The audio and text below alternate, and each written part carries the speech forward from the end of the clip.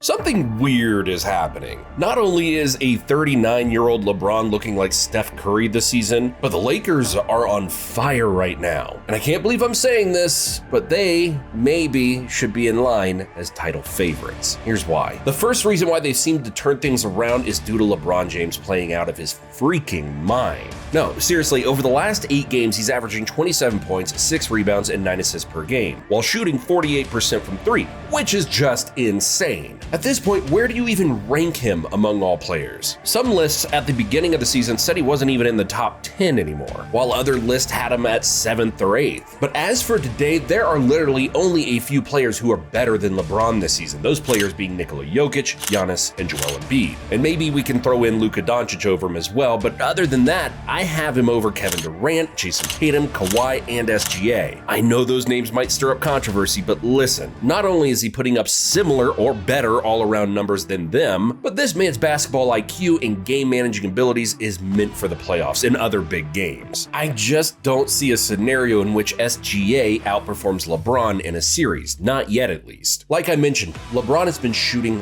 lights out. 40% on over 5 attempts for a player like LeBron is unreal. If you want to know why he's been aging so gracefully, just look at that. He can evolve and adapt no matter the situation. Although he's still a tank when driving inside, he isn't as explosive or athletic as he once was, nor is that doing any good for his long-term health. So he's clearly been in the lab putting up shots, and I mean a lot of shots. This isn't something that's happened overnight either. As we know, over the past couple of seasons, he started taking far more threes than he's accustomed to. In 2021, he took 8 threes per game, and last season he took 7, and this drove Lakers fans crazy. They felt like he shot way too many threes, and honestly, I agreed. But what taking all of those threes has done is rewired his brain into actually thinking he's a shooter now. And he didn't care about the low shooting numbers or the fans saying he needed to stop shooting. He kept doing it and getting in game reps. Now he's one of the best shooters in the NBA, which I know sounds very strange to say.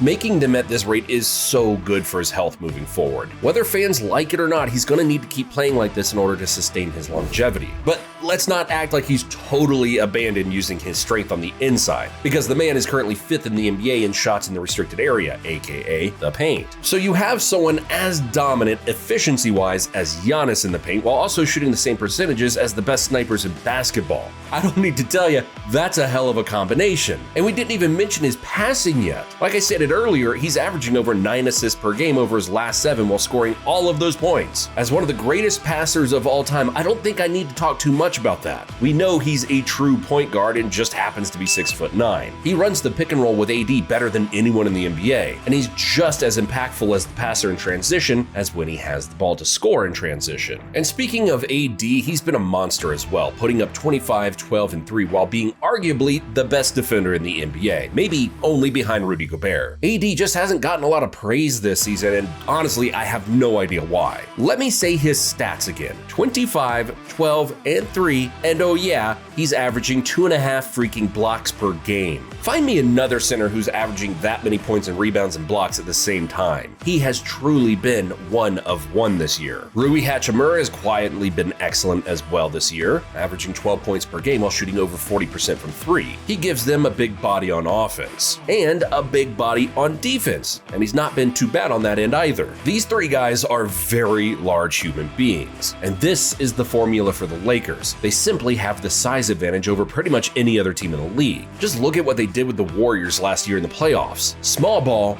will not work against them at all, especially when Vanderbilt can get back into game shape without being injured. If you think those 3 size is a problem for teams, just imagine a 6'9" elite defensive stopper in Vanderbilt who can lock down the best point guards and wings in the NBA. He is the X factor, and they'll need him to increase their title chances. Offensively, while he doesn't have a jumper, he's been excellent in transition and as a cutter. Darvin Ham or somebody on that coaching staff definitely has made an emphasis on him moving off the ball more, and that's exactly what he's doing. Taurean Prince and Jackson Hayes provide great size as well. It definitely helps that Prince is also shooting nearly 40% from 3. But while size definitely matters, wink wink, Austin Reeves and D'Angelo Russell are needed just as much as any other player on the roster not named AD or LeBron. They're both very important to the team and have both been great. Reeves is averaging 15 points while shooting 37% from 3 and nearly 50% from the field. Yeah, you heard that right. For Russell, I think Los Angeles needs to call a firefighter to put this kid out. He's shooting over 40% from 3 on over 6 attempts while shooting 3 points shy of 20 per game. Those fans who wanted him traded are pretty damn quiet now. I've seen some compare this team to the 2020 bubble Lakers, and I kinda see that. Definitely they're missing Alex Caruso, KCP, and Danny Green, but they made it to the Western Conference Finals with this squad last year, so who says they can't make it a step further this season after having a full year together under their belts? I think sometimes we forget just how elite the 2020 Lakers were though. In 2020, the Lakers quickly established themselves as a force to be reckoned with in the conference. LeBron James orchestrated the offense like an NFL quarterback, while Anthony Davis patrolled the paint with an imposing presence on defense. The supporting cast, while often criticized during the regular season, found a new level to their games in the postseason. The Lakers' first-round matchup against the Portland Trailblazers proved to be a stern test. Damian Lillard, a bubble god who is shooting the lights out of the ball, showcased his elite scoring ability, but the Lakers obviously weathered the storm. In a series that saw LeBron and AD impose their will, the Lakers prevailed, setting the tone for what laid ahead. In the Western Conference semifinals, the Lakers faced the gritty Houston Rockets. The Rockets' small ball approach posed a unique challenge, but for the reason we mentioned earlier, they could more than handle it. The Lakers, anchored by their dominant big men, adjusted their game plan. LeBron's leadership and AD's versatility proved too much as they powered through to the next round. The Western Conference Finals saw a clash against Jokic's Denver Nuggets, a team that had made a habit of defying expectations. Jamal Murray's ascendance and Nikola Jokic's genius pushed the Lakers to the brink, but LeBron James, undeterred, elevated his game to another level. With a masterful triple-double in Game 5, LeBron carried the Lakers to the NBA Finals for the first time since 2010. The Miami Heat, led by Jimmy Butler, had their grit and tenacity on full display, and injuries to key Lakers players added an element of uncertainty. Yet, LeBron James, fueled by a relentless pursuit of championship for the Lakers and for Kobe, embraced the challenge. Game after game, LeBron put on incredible standout performances, showcasing an otherworldly combination of scoring, playmaking, and leadership. Anthony Davis, despite nursing injuries, provided crucial moments, including a game-winning three-pointer in Game 2.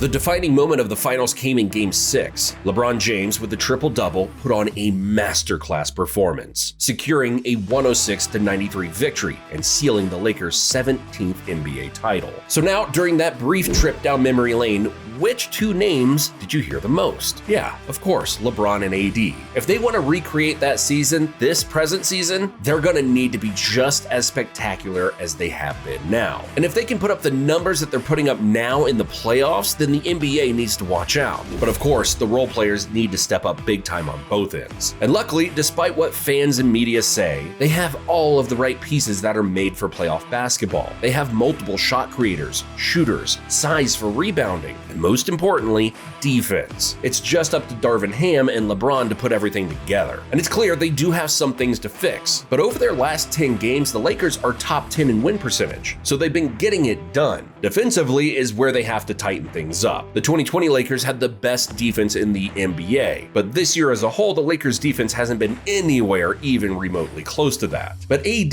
has been a Defensive Player of the Year candidate. Taurean Prince and Rui have been solid, but they definitely missed Jared Vanderbilt. However, if there is one team and one man I cannot bet against, it's LeBron James and his Los Angeles Lakers. Thanks for watching, and I'll see you in the next one.